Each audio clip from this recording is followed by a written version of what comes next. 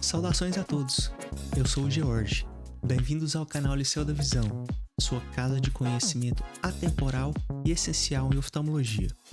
Hoje, nós iremos falar sobre um tema que em um primeiro momento pode parecer complicado, mas depois de compreender as vias anatômicas da via óptica e da via pupilar, fica muito mais fácil.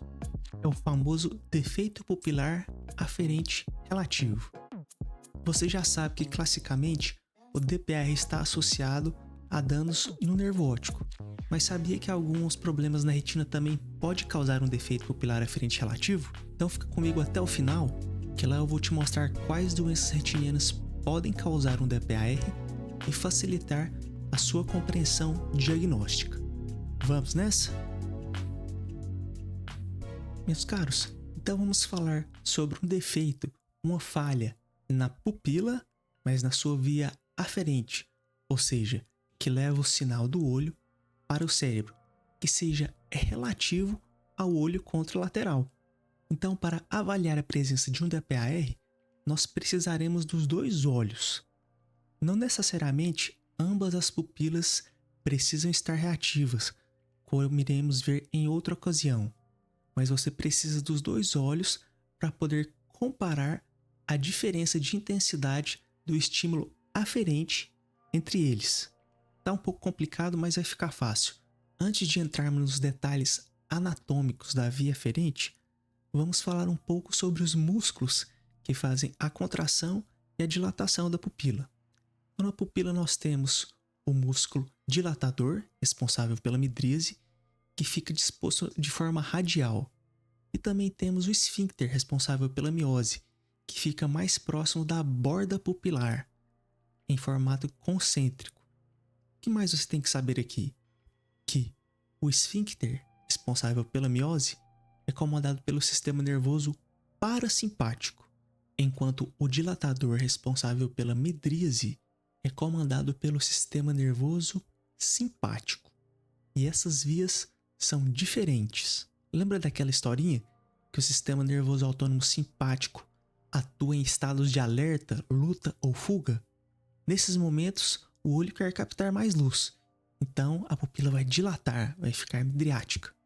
Enquanto o sistema nervoso autônomo parasimpático atua nos momentos de repouso, por isso o esfíncter entrará em atuação, causando uma miose, pois a captação de luz no momento de repouso não é tão importante, e a miose, inclusive, ajuda a melhorar um pouco a acuidade visual, tema para outra aula. Hoje nós iremos abordar a atuação do parasimpático. Então, o esfíncter da pupila é responsável por contrair a pupila, causar uma miose, tem uma via aferente e uma via eferente. Então, o caminho que leva o sinal para o cérebro é diferente do caminho que sai do cérebro e leva o sinal para a contração da pupila. O reflexo passa por caminhos diferentes. Já para adiantar aqui, o caminho de entrada é o nervo óptico e o de saída é o terceiro nervo craniano, ou oculomotor, que iremos ver em detalhes. Então, como se dá o início da via aferente pupilar? Acontece através de um estímulo luminoso. Esse estímulo vai passar pela córnea, pelo cristalino, pelo vitro e atingir a retina. Através deste OCT, vamos avaliar como esse estímulo luminoso é transformado em um estímulo elétrico que percorrerá a via óptica e a via pupilar, causando o reflexo fotomotor e consensual que nos permitirá avaliar a presença de um DPAR. Então, a luz penetra, chega até os fotorreceptores, sofre uma conversão de um estímulo luminoso para um estímulo elétrico através de reações químicas. Então, aqui em vermelho, nós temos a camada nuclear externa, onde estão os corpos celulares dos fotorreceptores. Existe uma camada de sinapse, de conexão, que é a camada plexiforme externa, que irá conectar os fotorreceptores com os corpos celulares das células amáquinas, bipolares e horizontais, na chamada camada nuclear interna. O sinal continua, passa por mais uma camada de sinapse, que é a camada plexiforme interna, até atingir camada de células ganglionares. Bastante atenção nessa camada, pois é aqui que ficam os corpos celulares dos axônios que irão ir em direção ao nervo óptico, levar o sinal tanto da via óptica, ou seja, da via visual aferente, da via pupilar aferente. Então, essa região que eu ressaltei em um azul claro é a camada de fibras nervosas da retina, que representa os axônios daqueles corpos celulares da camada de células ganglionares. E observe que essa camada de células ganglionares está na região mais interna da retina. Isso vai ser importante para a gente lá na frente, quando pensarmos em doenças retinianas que podem causar um DPAR. Então, esse conceito tem que ficar bem marcado. A via óptica aferente e a via pupilar aferente têm o mesmo início. Falando mais especificamente do neurônio que está mais próximo do nervo óptico, seria a camada de células ganglionares. Esse estímulo elétrico, pessoal, depois de abandonar o nervo óptico, vai percorrer um longo trajeto, como vocês estão vendo aí, que nós vamos estudar em detalhes para você não esquecer. Em um primeiro momento parece um labirinto, mas pode ficar tranquilo que a gente vai devagar e você vai entender passo a passo. Meus caros, vamos avaliar aqui então a via aferente e a via eferente da via pupilar parasimpática. Nessa figura, nós temos esse X amarelo que representa basicamente a via aferente com os nervos ópticos, quiasma e os tratos ópticos. Esse fantasminha aí representa o mesencéfalo. Lá a via aferente termina e começa a via eferente, ou seja, que sai do cérebro em direção à pupila. Essas linhas verdes em forma de S representam os nervos oculomotores e as bolinhas nas pontas deles são os gânglios ciliares. Ali a gente já estaria dentro da órbita. Vamos acompanhando as setas aqui para não ficar perdido. Então imagine, nós temos um estímulo luminoso nesse olho. Tudo aquilo que comentamos nos slides passados, o estímulo luminoso na retina vai acontecer e o estímulo elétrico vai continuar em direção ao nervo óptico. O estímulo então passa pelo quiasma. E aqui é importante ressaltar que as fibras nervosas, os axônios, cruzam. Então eles passam para os dois lados. Por isso eu coloquei esse X aqui para você lembrar. Depois do quiasma, vamos passar pelos tratos ópticos. Lembrando que aqui já houve decussação das fibras. Então o estímulo está em ambos os lados, em ambos os tratos ópticos. Vamos seguindo as setinhas. Nos tratos ópticos, a via aferente óptica e a via aferente pupilar se separam, pois as fibras pupilares irão se dirigir ao mesencéfalo, enquanto as fibras responsáveis pela visão irão continuar ao corpo geniculado lateral, que eu representei como CGL nesse esquema. Observe a setinha vermelha indo em direção ao mesencéfalo, enquanto parte do estímulo vai para o corpo geniculado lateral e de lá irá para o córtex visual no lobo occipital responsável pela visão. No mesencéfalo, o estímulo atinge os núcleos pretectais, que parecem a sobrancelha desse fantasminha aí. E aqui é onde nós marcamos o fim da via aferente. E observe também que eles ficam em uma região mais posterior no mesencéfalo. E repare aqui também que o estímulo de apenas um olho levou a um estímulo bilateral lá no mesencéfalo, devido à decussação das fibras lá no quiasma. Então, reforçando, aqui ocorre a via aferente. Algo interessante ocorre aqui também nos núcleos pretectais, que marca o fim da via aferente, e a próxima estrutura marcará o início da via eferente, que abandona o cérebro. Observe na setinha que o estímulo vai de cada núcleo pretectal para os dois núcleos de Erdgen-Westphal. Então ali há também um cruzamento das fibras. Por isso eu coloquei esse outro X em vermelho para você lembrar que existe um cruzamento entre os núcleos pretectais e os núcleos de Erdgen-Westphal. Aqui já estamos na via eferente. E o estímulo da via pupilar irá abandonar o mesencéfalo através dos nervos oculomotores, ou o terceiro nervo craniano. Esse axônio também é bastante longo e vai atingir o gânglio ciliar, já lá na região intraorbitária. A partir daí, o estímulo vai através dos nervos ciliares curtos pelo músculo oblíquo inferior até atingir o esfíncter da pupila e realizar a contração pupilar.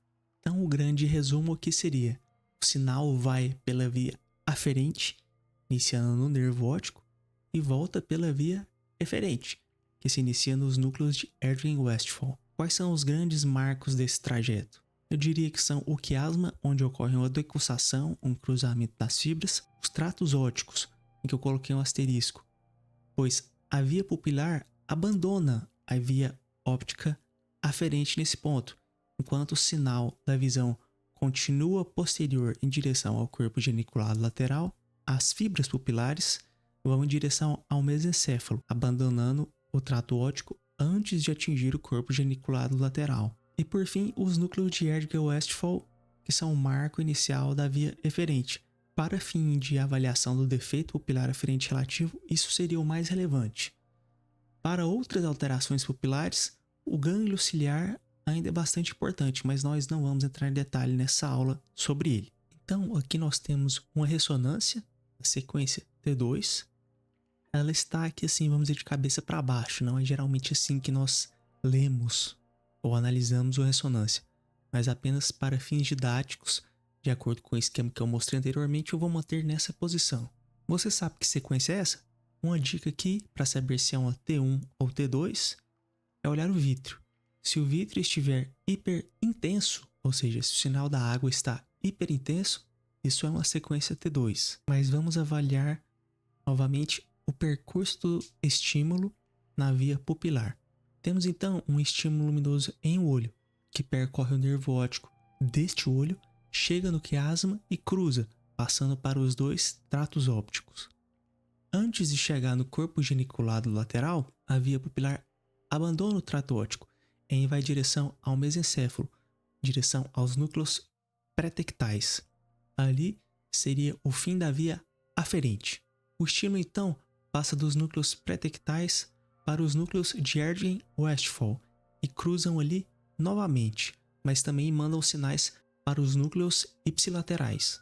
Nos núcleos de Erdgen-Westphal já estamos no começo da via eferente. O sinal irá abandonar o mesencéfalo através dos nervos oculomotores, em direção aos gânglios ciliares dos dois olhos, já na região intraorbitária. Dos gânglios ciliares, eles irão através dos nervos ciliares curtos no músculo oblíquo inferior, atingir o esfíncter da pupila e promover a contração pupilar. Pessoal, eu montei essa animação porque quando você lê esse tema no livro, fica difícil de compreender, pois estamos tentando ver fotos de algo que é bastante dinâmico. Então vamos tentar observar os reflexos fotomotores direto e consensual, analisando ao mesmo tempo todo o trajeto da via pupilar aferente e eferente. Então vamos imaginar que esse paciente está em uma sala escura e iremos direcionar um foco luminoso somente em um olho. O olho contralateral não está recebendo luz alguma ou uma pouquíssima quantidade de luz. Eu tenho um estímulo luminoso em um olho, o trajeto vai percorrer toda a via aferente e voltar para os dois olhos, causando contração de ambas as pupilas. Quando avaliamos o reflexo que promove a contração pupilar daquele olho que estimulamos com o foco luminoso, falamos do reflexo direto. Enquanto o olho contralateral que também contraiu, estamos falando do reflexo consensual. Agora, observe novamente o esquema. Eu estou colocando uma lesão no nervo óptico que não vai receber o estímulo do foco luminoso. Observem a setinha vermelha ali para ver a direção do estímulo luminoso que foi transformado em estímulo elétrico.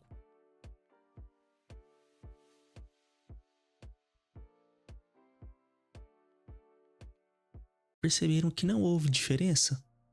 As duas pupilas contraíram da mesma maneira, pois aquele olho que tinha lesão não foi estimulado, mas pelo cruzamento das fibras tanto no quiasma quanto entre os núcleos pretectais e o núcleo de Erdgen-Westphal, promove a contração da pupila contralateral, ou seja, o reflexo consensual. Vamos projetar agora um foco luminoso em um olho que possui o nervo óptico danificado. Importante falar que esse dano não é completo, ou seja, nem todas as fibras do nervo óptico morreram. Podem ser poucas ou muitas, não interessa. O importante é que não sejam todas e que permita a passagem de algum estímulo através dele. As causas são as mais variadas: inflamatórias, infecciosas, compressivas, traumáticas, até mesmo um glaucoma secundário unilateral ou até mesmo um glaucoma primário muito assimétrico. Vamos ver como acontece. Colocamos o estímulo luminoso, ele vai pelo nervo óptico, quiasma, tratos ópticos, mesencéfalo, volta pelo óculo motor para os dois olhos da mesma maneira. Mas observe que a contração pupilar foi mais fraca, mesmo assim simétrica, de mesma intensidade em ambos os olhos. Então, pessoal, o conceito é que, em ambos os casos, haverá uma contração pupilar, porém em diferentes intensidades. Para nós conseguirmos observar a diferença na aferência, nós teremos que fazer um teste diferente, que é o chamado Swinging Flashlight Test, ou teste da lanterna alternada. Como vocês vão ver nesse esquema, ele consiste em você jogar o foco luminoso em um olho, depois rapidamente mudar para o outro olho e voltar para aquele olho inicial, observando as reações pupilares. Veja então que eu vou jogar o foco luminoso no olho que tem o nervo óptico saudável, depois vou mudar para o olho que tem o nervo óptico com dano e alternar novamente, voltando para o nervo óptico saudável. Eu não vou colocar aqui o trajeto do estímulo para não ficar muita informação, mas como você já viu anteriormente, vai ficar mais fácil de imaginar. Observe então essas setinhas vermelhas que demonstram, vamos dizer assim, a intensidade do estímulo que está passando em cada nervo óptico. Beleza?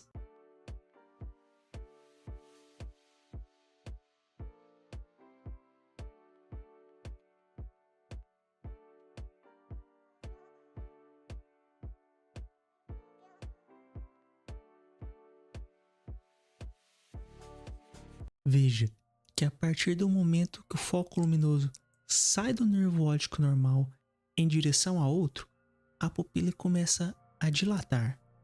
Quando o foco luminoso está no olho com o nervo óptico danificado, ela praticamente não contrai e na verdade ela continua dilatando. E no momento que você volta com o foco luminoso para o olho normal, a pupila contrai novamente. Vamos observar mais uma vez.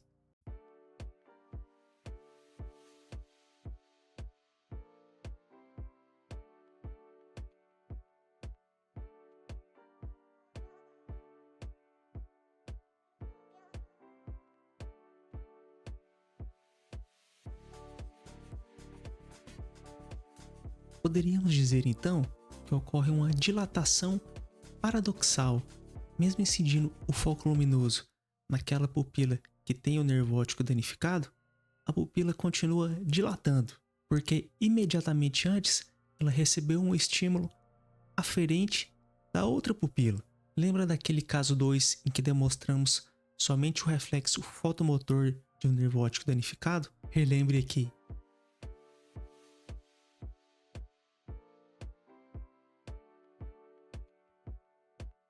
A pupila contraiu com menor intensidade, mas contraiu, enquanto aqui não.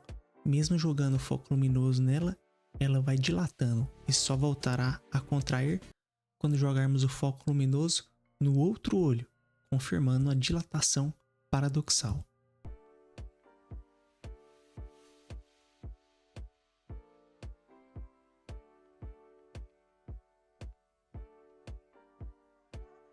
E aqui nós chegamos num conceito fundamental da neurooftalmologia, uma verdadeira pérola clínica. Um DPAR não causará anisocoria. Como eu acabei de te mostrar, mesmo que exista uma lesão na via óptica aferente, ambas as pupilas contrairão igualmente. Em nossa aula de via pupilar eferente, iremos abordar novamente esse assunto. Mas grave isso, o DPAR não causa anisocoria. E para finalizar nossa aula, pessoal, vamos voltar naquela pergunta: quando uma alteração retiniana pode causar um DPAR? O conceito que você tem que ter aqui é correlacionar a histologia da retina com as sinapses e corpos celulares, que conseguimos observar bem no exame de OCT. Repare, por exemplo, que uma membrana epirretiniana pode diminuir a acuidade visual e até alterar a anatomia retiniana, mas não vai interferir na transmissão do estímulo entre a camada de células ganglionares, o nervo óptico e de toda a via pupilar, assim como as drusas, que estão localizadas na porção externa da retina, não vão acometer a camada de células ganglionares. Portanto, alterações vítreas ou localizadas nas camadas externas da retina não irão causar o DPAR. Já quando temos, por exemplo, uma oclusão da artéria central da retina, você tem uma isquemia severa praticamente completa das camadas internas da retina, como a gente consegue ver neste OCT, esse edema e embranquecimento das camadas internas da retina. Ali os corpos celulares da camada de células ganglionares foi perdida, causando uma lesão irreversível por um processo isquêmico. E em descolamentos de retina severos, muito graves, você também terá uma alteração do sinal pela lesão da camada de células ganglionares, diminuindo o estímulo que vai para o nervo óptico, alterando tanto a visão quanto o estímulo da via pupilar. Descolamentos de retina pequenos geralmente não causam DPAR, mas severos e oclusões de artéria central da retina, oclusões venosas isquêmicas com certeza podem causar. Meus caros, esse assunto é complexo e muitas vezes não compreendemos na primeira vez que vimos. Tente ler no livro sobre as vias pupilares, aferente e eferente. Assista o vídeo, pare, reassista e tente praticar no ambulatório, tentando identificar o defeito pupilar aferente relativo. Se um paciente te relata uma perda visual em um olho, não se esqueça, antes de dilatar, faça o teste das pupilas, procurando por um DPAR. Ele pode te ajudar a localizar e falar que o problema está no nervo óptico ou nas vias ópticas. Fiquem à vontade na seção dos comentários e deixe aquele like aí para nós. Um abraço e até a próxima!